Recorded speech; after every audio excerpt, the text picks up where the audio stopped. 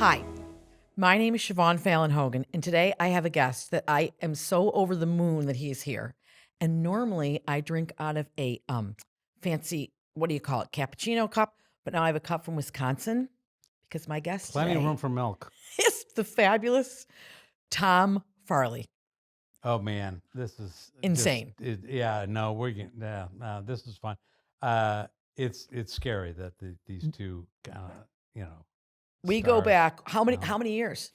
I mean, 92, I can't do 90, math. So 90. Whenever I was you on came out, 91. 92. Yeah, 91. Where are we? 26. You said no math. You were in banking. So Yes. is that 35 years? Yeah. And I used to, and here, and I should just float up. And it was pre 9/11, so Yeah. I would come up to 17 like all the time. 30 Rock, 17. Chris was your brother, was ahead of me. Yeah. Because he was the year before, I believe. 90, right? He and Rock started The year before. 90, yeah. So then you'd be there every weekend, weren't you? Well, every Just pretty weekend, much. Chris would call me up and he's like, "You coming to the show this weekend?" And I'm like, "Who's playing?" He was like, "I'm playing." I'm like, He goes, "Forget it. Never mind." I would get disinvited because I was like, What band? "Who?" Yeah, of course. My husband would come and bring his entire rugby team. Oh man. And just because we could, not to the floor, had to be to the dressing room. Yeah. When I found that out, it's like I don't have to sit. I can go in back here and hang out, wait for the after part. Like, sign me up. But Tom, you're like SNL in those days, there was no security. None. There's no security anywhere. I mean, the interns. The interns, they'd say, "Hey, you can come up, you come down," but people weren't really sneaking in either. It was more, and the parties were crazy. Oh yeah, no, it was. I didn't see all of it. I just saw more than the public did.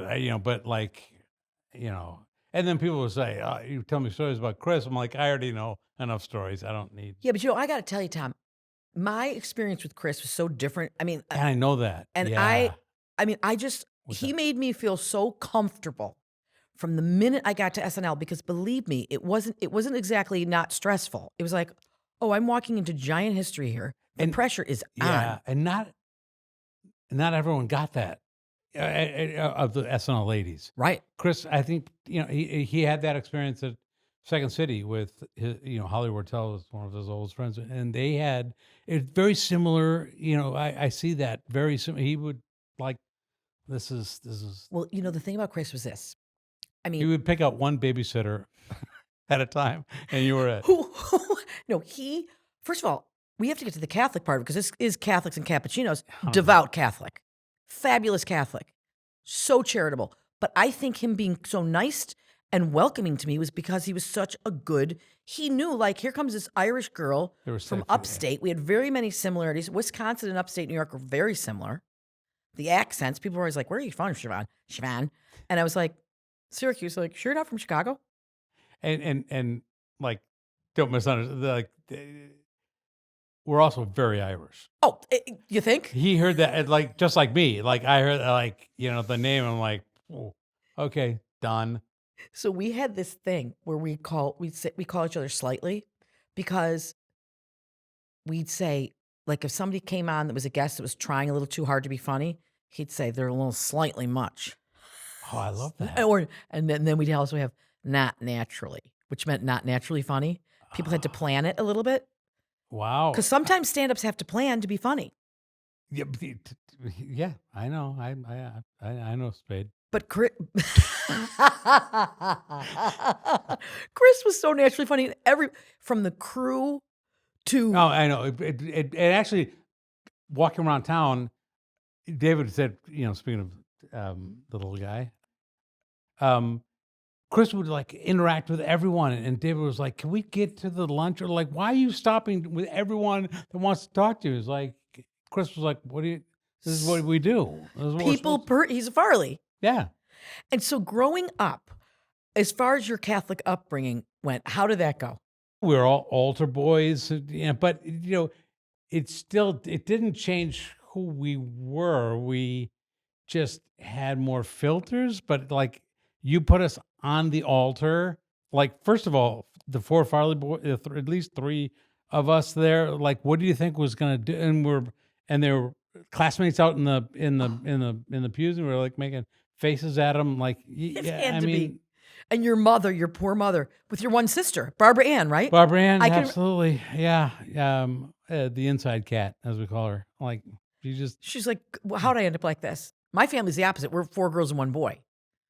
Oh, I bet he's very sensitive, though. He's an artist. Yes, right. Yes. I have 2 daughters and my youngest son, and he's just the sweetest guy. I'm like, but he's still Farley. But I'm like, oh, you're lucky. You got your 2 sisters that I jealous actually. How old are your kids?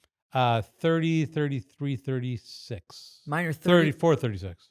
30, 27, 23 are mine. So great, isn't it? And are they in Wisconsin, the kids? No.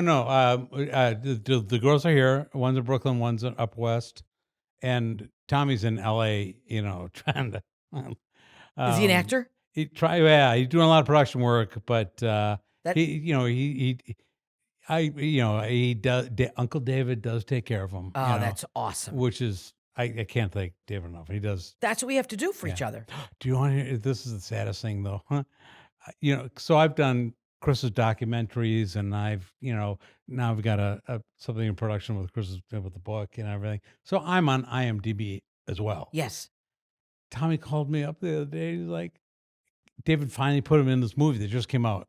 David Spade, the Bus Boys. Yeah. Yes, I'm dying to see it. Yes. I love. Oh. And he goes, look at IMDb, and I'll look up the movie and look at IMDb and playing the gym teacher. There's my picture. They put your Tom picture. Farley Jr. And he goes, and I go, we can fix that. It's like, no, they got it from the credits. It was in the credits. I'm like, Tom, that's so. It's part of the. You can't be this sensitive out there. I'm sorry. Oh, it's tough. You can't do this. It's tough. But okay, so you go to Catholic school, and then I know Chris then went to Marquette. Yeah, I was first. I went to Georgetown. Georgetown. You're a brainiac. No, I was just from. I was from Wisconsin. They needed Wisconsin people. Listen. Don't undercut yourself. But I do. That's kind of why I'm also in recovery. I'm just self-doubt and all that kind of stuff. Oh, this is our humor. Yeah, I see exactly. So, I went there. Dad wanted all Jesuit. Barb went to the local Catholic school, but we didn't know any different. What was the school in Wisconsin? Was there a Catholic college there? It was called Edgewood College. Edgewood, yeah. I went to the little Lemoyne College up in Syracuse. Yeah. So Chris goes to Marquette, and he always told this story, or I read in your book. Your book is fabulous. But I have learned so much about but because I have learned about it myself. That's a whole different story. But thank you. Tell me the exact name of the book. It's the Chris Farley Show. The Chris Farley Show. I thought it was brilliant. I mean, you know what was really neat about it, and I got this. My co-writer Tanner had just finished one on John Belushi, and he goes, he approached me. He's like, if I wanted to do something with your brother, I've already talked to all the same people. So we did this, and it's an oral history model, and basically it's interviewing all people we grew up with, that he went to Second City with, Marquette, SNL, and thing.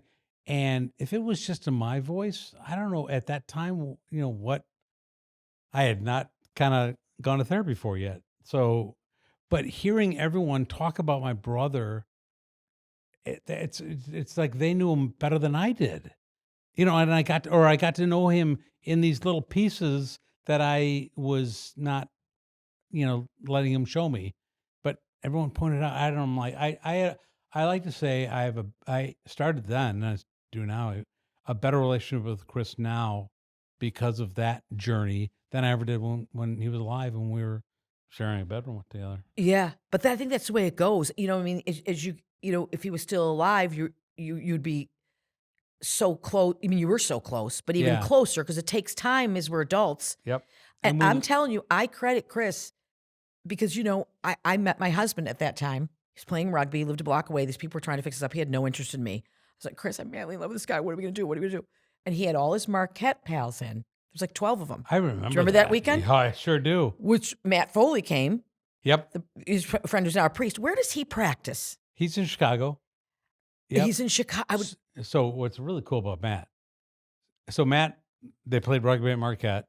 Matt joins the priesthood, and then a couple years later, he's a priest and he comes to a Second City show, and it was the first time that Chris had motivational speaker that Odin Oh. Kirk wrote for him, and he knew Matt was in the audience, and he came out and he goes, "I'm Matt Foley," and he said to Matt afterwards, "It's like, Matt, I'm never changing the name of that character." I love that. Matt fell in a van down by the river. Yeah.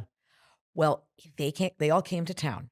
And he's like, Siobhan, my friends are coming. And he was like, okay, how's this entertaining going to go? You know, because the party's over now. And we'd always go wandering around the city after the party.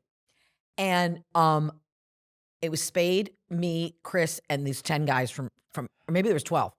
And Matt Foley was absolutely lovely. And it was the beginning of the Ken of the Ring cameras, you know? And so he buzzed my husband's apartment, but he'd been on a rugby bar crawl. So he had his whole rugby team up there, unbeknownst to me. And up we go. And Chris goes tearing through. It was like a duplex. And he bounced on his roommate's bed, who was a big wrestler and a rugby player. And he's like, get off. And he's like, Peter, I've been a bad boy. I'm going to get in trouble. But it was because of Chris ringing that bell. And then I said to Matt, I go, I really like this guy. And he's like, how's it going? I go, I don't know. But Chris, you know, and Peter and my husband, Peter and Chris really bonded. You know, we were just dating then and then got engaged that year because of rugby and because of going to church together. Yeah. Yeah. He had everything was there. Yeah. All the pieces. Yeah. And he dated my good friend, Aaron. Yeah. Wow. We had such hopes for that. Oh, Mike. Well, but, yeah, it's just, you know, I don't, the thing is, like, we had this model of our parents not only were they this 1950s version, but they were also very Catholic, you know, and so like this 1950s Catholic image that like that's what marriage is supposed to look like. By 1990, like that's hard to find. yes. And you might find pieces of it, but we wanted all of it.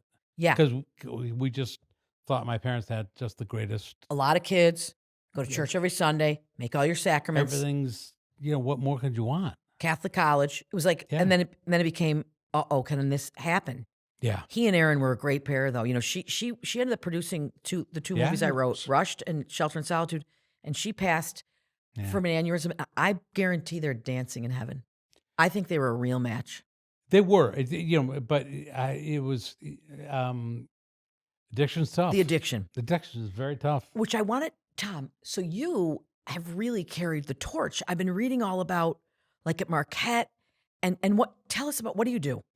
So I mean, right now I'm the outreach director for it's called Recovery.com. It's a tech startup, which is humorous. I was waiting for my limelight in comedy, and that's it.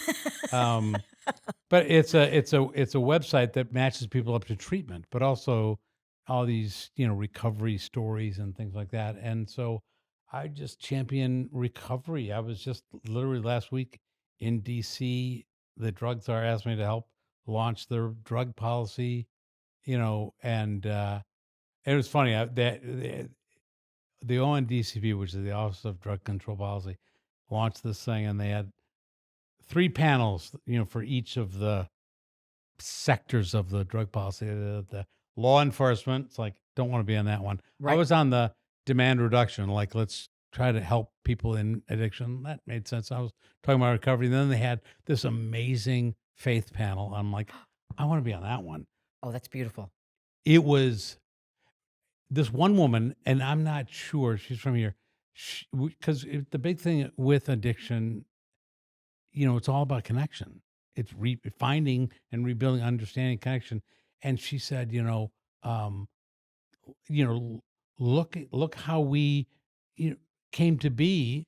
You know, there was one person, God created one person who was very lonely, and God said, you know what, you need connection. And I'm like, I never thought. I'm like, of course, right? We tried it with one, and it didn't work. Like, let's go to him. Like, and here we are. And don't you find that people in recovery it's so much easier if they have faith? Yeah, but it's different. It's spirituality. If you want to talk about, I mean, when I got into the 12 stuff, my recovery. How long have you been sober? 7.5 years. But it's not like you were ever even like a big. Yeah, no, I'm Irish and I live in Wisconsin. Yeah. But And I tried being sober. I had 5 years here, 4 years Mhm. here, but it was, I was missing all these things. So I finally went into recovery, this 12-step recovery thing. I'm like, oh, as a lifelong Catholic, I only have to remember 11 steps. I already got one of them. Yeah. But I quickly realized, like, no, this isn't really. They started talking about like higher power and like when I was first, this being Madison, Wisconsin, somebody across the room would say, "Well, my higher power is nature," and I'd be like, "No, you're totally wrong." But then now it's like it kind of is mine too. It's like sometimes it is my God, my higher power, and sometimes it's something else. But it's connected. But sometimes they needed. I don't know. It's interesting. Well, it's all part of the creation of Yeah. God too. Like, But it's sent. That's the. well, I mean, also, isn't like your vision becomes so much clearer? You start to appreciate everything when Oh, you're yeah, sober. like I thought, like one of the first things they told me it was, well, you got to do a gratitude journal. I'm like, okay, and I like just write gratitude on a piece of paper and list things. I'm like, half hour later, and like nothing. Really, you're this far in life, nothing. And it wasn't that I wasn't grateful. I was grateful for the easy stuff, my kids, or this. But I was missing, as a lot of us do, these things that you could be grateful for, like multiple times during the day. Yes. Like now, like I'm grateful I didn't trip over that root that came across the sidewalk. Actually, these days I don't try. I fall. I just flat out. Well, it's like Saint Teresa of Lisieux. Like she says, she taught the little things, right? Yeah, It's just someone smiling at you, and then or you pay attention to how that made you feel. Mhm. I'm grateful that I didn't trip over that. And I'm like, yeah, Yeah. and I need to feel. I need to feel like what Yeah. that's like. So you were like this big banker. I mean, successful businessman. And then when did you decide to make to I had say, good suits. you had nice suits. But when did you decide to say, you know what, I'm all in on this recovery? Well, after Chris died, I did something very unusual for a Midwesterner and an Irish person that we like to bury kind of those things. That was too much. I knew somehow I had to talk about it. Mm-hmm. So I started going to schools and telling somebody else's story, but helping, at least trying. And the more I talked about it, I'm like, I got, it took a long time, but then and when I finally said, okay, maybe I need to do this too. And I started telling my story instead of Chris's. Chris is part of my story. But when I started being rigorously honest and humble, and telling my story and vulnerable, I've suddenly got something I never got and tried so hard, connection. Connection. And that's so People also, came to me. I was pushing people away. There's this thing. One of the quotes that one of our friends said in my book. They said, "The first hour drinking with Chris was fun. Second hour drinking with Chris was the best time you ever had in your life. The next 5 were horrible." And I lived that life. It was fun, and then all of a sudden, people came, and then all of a sudden, I was pushing them away because I was numbing whatever pain I had. I was numbing a little too much. but it's understandable. And it's also Hmm? a part of, not forget, but remember Wisconsin, which, by the way, thank you for my cheese Yes. Yeah. Well. and my cow. Yes. But anyway, I was going to say, uh, you've got the culture of Wisconsin. That's party culture. I remember when I brought my son out to look at Marquette University, and he was a junior in high school, and I said, well, he probably can't come in this bar, right? And they said, oh no, they With can come on in, they can come in, and they can also drink if they're with the parent. I couldn't believe it. So my son was like, whoa, but I was like, no. But anyway, but being Irish, I mean, you had all these whammies against you that the addiction and was. a relationship, a poor relationship with alcohol that went back generations in my family. Yeah, Yes. it's just, Which is very typical of an Irish family. yeah. I mean, we had it all. It was, we only needed one, but we had all 3. And honestly, the devil wanted someone like Chris. It's like he is, to this day, who has a bigger impact than Chris Farley? I mean, to this day, something was on Instagram, because now I have to do all this Instagram. My Yeah. son helps me, and my daughter, but something was on about him being a camp counselor. Yeah. Oh, that was our. There's a picture in my book of Chris as a camp counselor leading all these little campers. And it's my favorite picture in the world. This Pied Piper, like he just I mean, The kids must have loved him. yeah. He was so funny. It was insane. Oh, he's a child. He was a child. No, Tom, when each week on SNL, there's people that don't know, the guests would come out on a Monday. And on Monday, we'd all gather in Lorne Michaels' office, which was tiny. And we'd be like hanging all over the place. And Lauren would say, "What ideas do you have?" And so go around the room. And it was so tense because, some people would have brilliant ideas. And the host would be like, "Oh, yes, I like it." Or the host would be like, "Yeah, I'm not feeling it." And that would be like, "Wah, wah, wah." And Chris was like, "All right, so there's a guy." I'll never forget this one. He's on a chairlift, right? He falls off. He can't get back on. That's the whole. He's telling us. That's so funny. It's so insane. And then he would, if Lauren said, "I don't know, Chris," he'd go, "Nyeh," and smash himself. He was just all the way around hilarious. But I mean, this many years later, and he is just. It's wild. Well, and one of the things that I think that is great is like, and I talk about myself this way. Here I was, the older brother, trying to,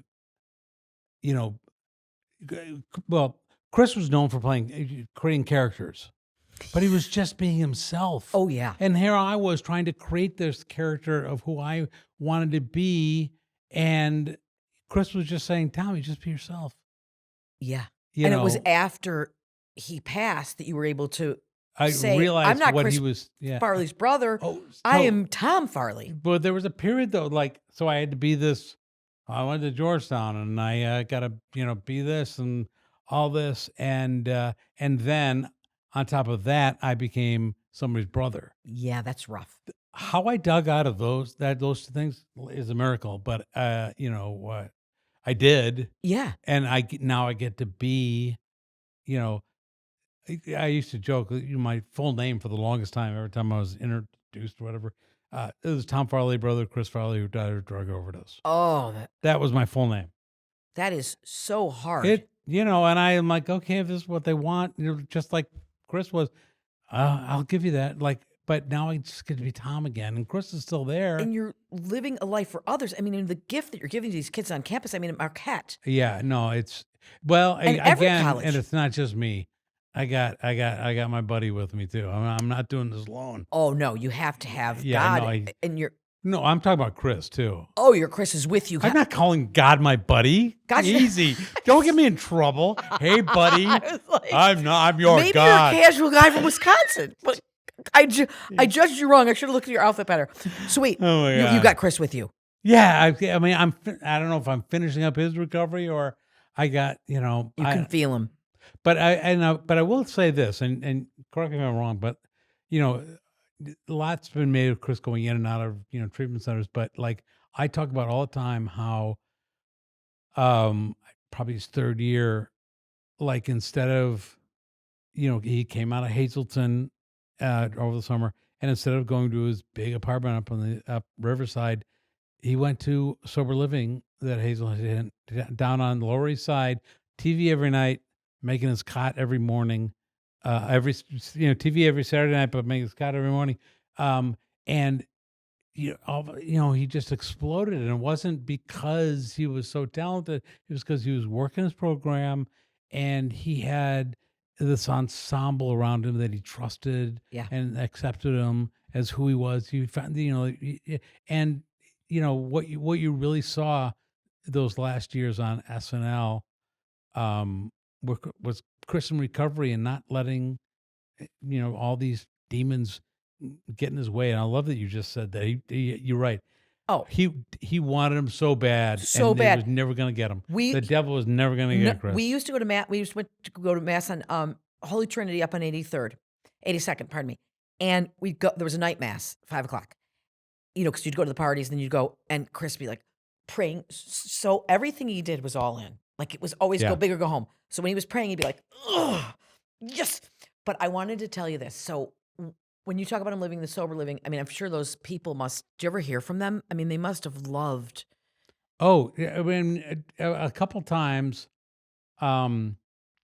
early on, like people said, I couldn't have gotten through without your brother. Like it's this horrible, the worst rock bottom of your life, but Chris was there for all of. Eventually, he was there not only for them but for himself too, and that's important. But yeah, no, I still get those stories. Oh, I bet. Um, So I don't know if you remember. I'm sure you remember this, but when they had the memorial for him at St. Malachy's, Malachy's, yeah. and everyone expected some big celeb to be up there, and it was that man that was the shut-in. Otis, yeah. I just did something on. Is he still alive? No. I don't know. That was Chris's friend. Am I still Yeah, alive? I'm not taking Wait a him to minute. dinner. Wait a- No, I was sitting with two buddies of ours that grew up in Wisconsin that worked on Wall Street. They were here, and Chris had his couple these two Wisconsin guys that we've known. And I was sitting in the pew, and this guy gets up and he's talking about his buddy Chris. He had a Cubs hat on. And it's like every time Chris came in the city, he brought me out, he'd find me, bring me out to dinner. And I remember looking at Kevin and Todd. I'm like, do you know about this guy? And like, no, none of us. He would do these things. And there was another guy that was a shut-in. He was an older man that he talked about that spoke at St. Malachy's. Do you remember that? Was a black guy? Yeah, that was the guy. That was Otis. That was the guy. Otis, and he said he would bring him soup, and he Yeah. when he go, and nobody, he didn't tell anybody he did that. No, He was so charitable. he did. What John tells a story though. One time, I don't know. There was in whatever he was in he was in a limo or whatever. Came up to his hotel and he gets out with my brother Johnny, and he sees this lady, on the side, panhandling. And hi, ma'am, how are you? He was like, my name's Chris. Like, here, and he takes out like $100 bill, and he goes to the limo driver. He's like, take her anywhere she wants. Like, you're gonna be good tonight. We're fine. They go in. Next day, they come out, and the limo's that driver's there to take them, and it's like he goes to Chris. It's like, don't do that again. I was like, do you know where she wanted me to take her? Like, you do have any idea where she wanted me to take her? I'm like, Chris goes, oh, I thought I was doing just like, Where did she? It wasn't discussed after that, but he goes, just don't do that again. So funny. Well, I have to tell you. So, as I said, we go to mass all the time. I really credit him with my husband Peter. We're 34 years later. Maybe I'll have a talk with him if I can talk to him, if I can get my sorry self to heaven. But he was very instrumental that way. And then when I got engaged, he gave me, I want to give this to you so you can tell me what this is. And I gave this to Lauren. That's definitely his handwriting. Yeah. Oh, my God. That's the clown's prayer. Oh, yeah. Oh, my gosh. So he gave that to me. And when I walked it down to Lauren's building and gave it to the doorman when Chris died, because I knew that, everyone was just so crushed. Wow. Would you want to read that prayer? Is that weird? It's not weird. I've read it so many times, but now, like, I know people want to hear. What are you, Oprah? Are you gonna make me cry? No. Would you read it? Because people. Yeah. Dear God, dear Lord, sorry, dear Lord, as I stumble through this life, help me to create more laughter than tears. God, I know. Dispense more happiness than gloom. Spread more cheer than despair. Never let me become so blasé. And he spelled blasé right. That I fail to see the wonder in the eyes of a child, or the twinkle in the eyes of the age. Never let me forget my work is to cheer people, make them happy, make them laugh, make them forget momentarily the unpleasantries in their life. Never let me acquire success to the point where I discontinue calling on my Creator in hour of need, and an hour of need, acknowledge and thank you in the hour of plenty. And in my final moment, may I hear you whisper, when you made my people smile, you made me smile. Isn't that awesome? Don't ever do that to me again. Listen, it's on the NBC paper right there. That is, yeah, I mean, so Chris and his buddy Pat Finn, I don't know if they took a class, they were both at Marquette, and the priest that taught the class gave him that prayer. And, this is when they said, like, we're going to be doing this the rest of our lives. And Pat did. I don't know if you know Pat. Pat was in the middle. He was a Oh, great yeah, yeah, character yeah, actor, yeah, yeah, yeah, and sure. he passed away last year from Oh, cancer. oh, And yeah, the two of them were up there, but they both just always had that. They just yeah, they were two of the neatest guys I've ever met. two great Irishmen. Now, Totally. Tom, you have a movie coming out or in development? Well, I mean, yeah, it's been a while, but the people assembled, so Paul Hauser Love him. wants, and he's wanted to play Chris since he sent a letter to my mom and myself like 10 years ago, and we're like, dude, who is this guy? Like, oh, I really want to play Chris. I'm like, all right, like get some stuff under your belt first, and like, oh, he did. He did really, He's okay. awesome. He is, but not only that, but he's such a great studying character. He knows how to play a character, a Yeah. real person. What I loved him in the Nancy Kerrigan movie. What was the name of that? Oh, Tanya. Yeah, I Tanya. I, Tanya. So many movies. The Richard Jewell. Richard Jewell. Uh, That was brilliant. yeah, there was a Clint Eastwood series- directed it. Yeah. Yeah, Blackbird. Oh, Oh, I didn't see Blackbird. he was. It was a serial killer. Okay. Yeah, it he's was a great series, actor. Great. So he's going to play it. Josh Gad is going to direct it. First time director who is amazing. In the words of Chris, that's awesome. Yep. And these two guys, and I'm sorry their names. They wrote the script, but they did Daisy Jones and the Six. Oh, They that's did, awesome. whatever, Me Before You, or like 500 Days of Summer. Well, so they are amazing guys too. And then the final thing was, it's funny. Everyone was like, "You think can you get Adam to put it?" I'm like, "Oh, I tell you what, let me go to the guy first before I can approach Adam, but let me call her." Like, first of all, it's the right thing to do, Mhm. and so I asked Lauren, and it's like, I'll talk to Adam next time. And I was like, I'll do it. So he's going to produce. It's That's fantastic. he's going to do it, and not only that, but like first thing he asked me is like, "Is this okay with your mom?" And it's like, and it was just okay with Yeah. mom, and that was all he needed to hear. And then I went back to my mom and I said, Lauren's going to do it, and she's like, it was just like, okay, Because I know he'll be treated respectfully. totally. It's in the family. It's like there's such trust and love. Oh, yes. So I was just up because I was telling you my son's working there at SNL now, and I went and I saw Lauren, and I'm like, just legend and good guy. I just read his book, the biography. There was levels of like, I mean, like, I thought I knew him. My son said he saw the documentary. He said it's fantastic. Like, blew me away. I mean, he's just a once in a millennial guy. He's a genius. Yeah. And what really. he's done, it's just a whole territory that's lasted. That's such as the prayer says, giving the gift of laughter to people is. Yeah. I mean, comedy's hard. It's like that's why there aren't a lot that you can think of that you're like, oh, I love that. You know what I mean? There's a very few. It isn't so great though when you come against something that's like it's not funny anymore. It's like you don't understand humor, do you? I mean, like, look at Tommy Boy. You could watch it. You could show it to any generation. Yeah. I mean, it's brilliant. Yeah, it's interesting. So the book's going to be, when it's the whole thing. Like, we were talking before. It's like, who's going to play me? I had dinner, I think 2 summers ago. My son came into. He was helping. He was, I don't know, carrying David's suitcases on a trip to Chicago.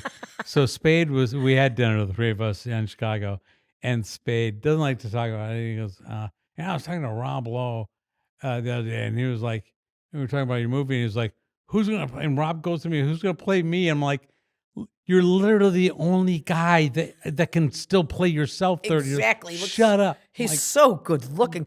No, but Tom, who would play you? I wonder. Is that to be determined? I don't, yeah. Yeah. I don't know. Maybe my son. Who knows?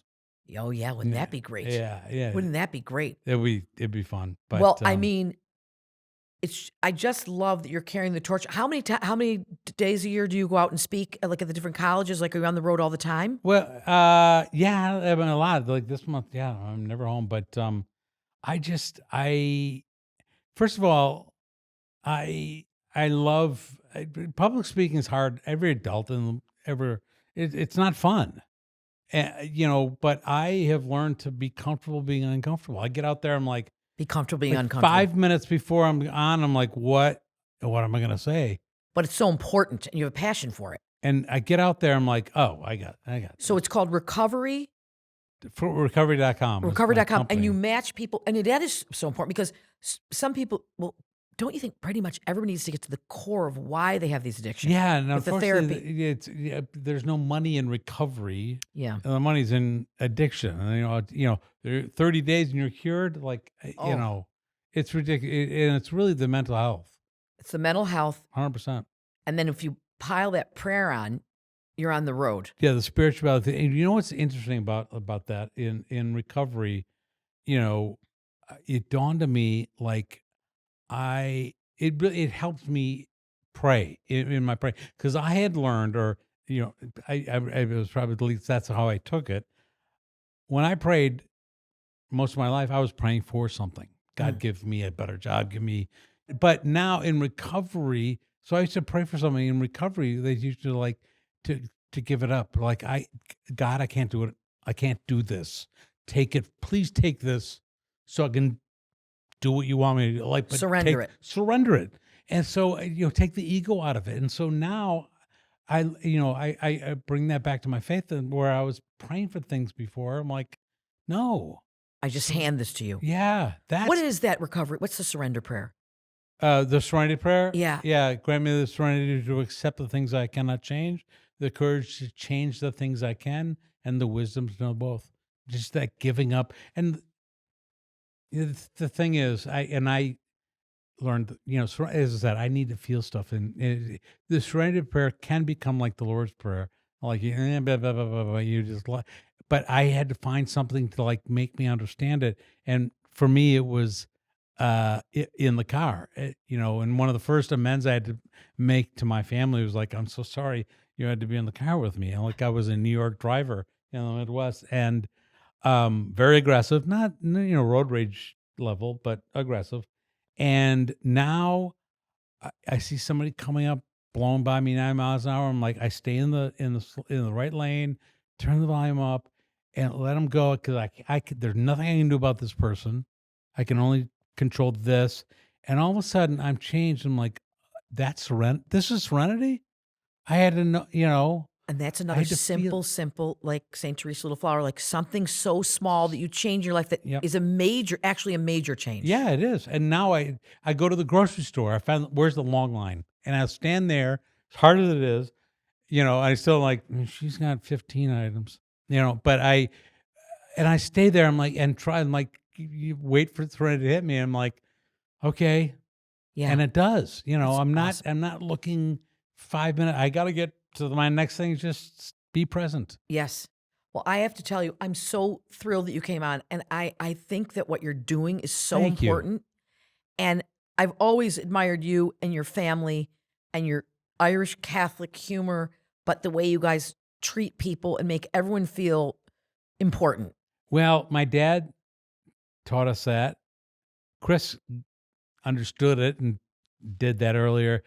I'm glad that I finally kind of came around to and now I'm like, oh, well, this is what they were doing all this time. And I'm getting this, and people, you're the nicest guy in the world. I'm like, when did that happen? Isn't that great? Well, because life is a journey. But also, yeah, and I am also not changing who I am to be whatever environment I'm in. Yes. When I was with my Georgetown friends, I was the Georgetown guy in a blue blazer. When I went home to Wisconsin, I was the farm boy. I'm like, just to please people. And now I'm just like, this is my authentic self. If you don't like it, You know what my father would call that?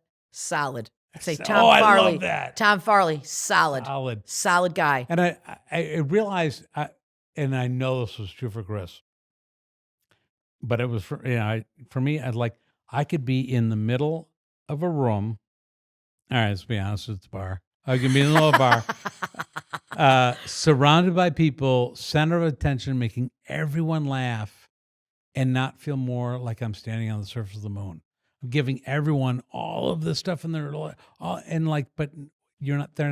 Why don't they see me? but I'm not like that. Like, why don't they see, my Midwestern values or my Catholic faith they just see the humor. And I'm like, that doesn't get you very far. And now I'm just like, I'm going to show you it all, whether you like it or not. That's great. This is me. Well, I'm telling you, you're solid. I adored your brother. I think he was the best. I loved your relationship when, always. And like you said, your buddy is your brother, not God. God, we respect, and he's our higher power. How about me saying, who's your buddy? God. But listen, it's just really something to see that you're using the troubles. I always say when you hit rock bottom or when you have these horrible tragedies like this, to take it and turn it into something good, that's really something else. I mean, I saved myself, Yeah. Chris helped me save myself. And, so I'll tell you one last story. And this was like, so Chris, I made a very dangerous decision by asking Chris to be my best man. But he's my guy. So What year was that? 1988. Okay. At the time when I got married, so it's this day, and I'm just all right. Chris had me in the sacristy, as everyone's filling into the church, and we're in the back, just out in the on deck circle. And Chris is total coach mode. It's like, get down and give me 20. Like, he took my mind way out of it. Like, now Jumpy Jackson was like, oh, you're going to go out and do this. And total Chris Farley. Organ music starts, and Chris goes, okay, let's go. It's game time. And I love it. And it's serious. I mean, it was boom. It's like, let's go. When he we're was done in church, here. he was respectful and it was like, and devout. I'm like, okay, we're like, I'll follow you. Like, I'll never forget that. Like, he when I was just in my head nervously, he had me there, but when he got me back to where I was supposed to be just as quick. Yeah. It was amazing. He had a great faith. He really did. A great faith. So do you. And well, anyway, God bless. I'm so glad you came on, and it's you're just really inspiring with what you're doing, and so helpful to so many people.